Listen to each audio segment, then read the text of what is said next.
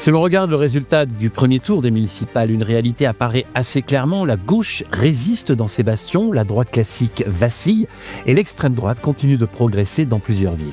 À Paris, la gauche arrive largement en tête. La liste menée par Emmanuel Grégoire dépasse les 38%, loin devant Rachida Dati. Mais le candidat socialiste a finalement choisi de refuser toute alliance avec la France insoumise, éloignant ainsi ses chances de conquérir Paris. Dans le même temps, Rachida Dati se rapproche de Pierre-Yves Bournazel. Dans ce contexte, Paris pourrait donc basculer à droite. À Marseille, la situation est tout aussi tendue. Benoît Peillan arrive en tête, autour de 36%, mais le Rassemblement national est juste derrière et espère conquérir la deuxième ville de France. Là encore, le maire sortant socialiste a refusé toute alliance avec la France insoumise, malgré l'appel de celle-ci à un front antifasciste. Une décision qui pourrait peser lourd au second tour et dont les socialistes seraient les responsables.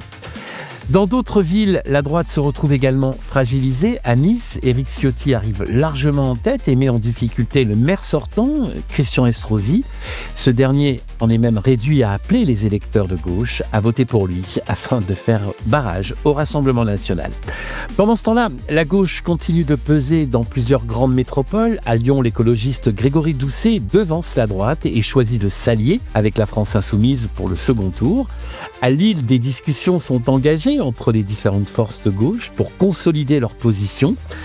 À Toulouse, socialistes et insoumis ont également décidé de s'unir pour tenter de battre le maire sortant de droite. Mais la grande surprise finalement de ce premier tour vient surtout de la percée de la France insoumise. Dans une élection municipale historiquement peu favorable à son implantation, le mouvement réalise des scores solides dans de nombreuses villes. Dans plusieurs cas, il dépasse les 10% et se qualifie pour le second tour. Ailleurs, il devient même l'arbitre de l'équilibre des forces à gauche. Au total, LFI est désormais en position de peser dans près d'une centaine de villes, voire d'en conquérir plusieurs.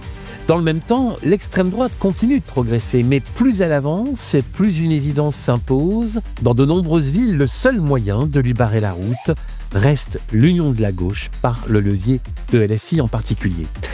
Le message envoyé par les électeurs lors de ce premier tour est donc assez clair. La gauche peut conserver ses grandes villes et parfois même en conquérir de nouvelles, mais tout dépendra de sa capacité à dépasser ses divisions et querelles internes. Jean-Luc Mélenchon s'est d'ailleurs exprimé au sujet de la situation à Marseille et s'est montré particulièrement sévère face au refus de Benoît Peillan de s'allier à la France insoumise. Je cite « Consternante irresponsabilité arrogante de Benoît Peillan, le maire par surprise de Marseille. Il préfère le risque de l'extrême droite à la fusion technique avec LFI. Marseille ne peut le supporter. »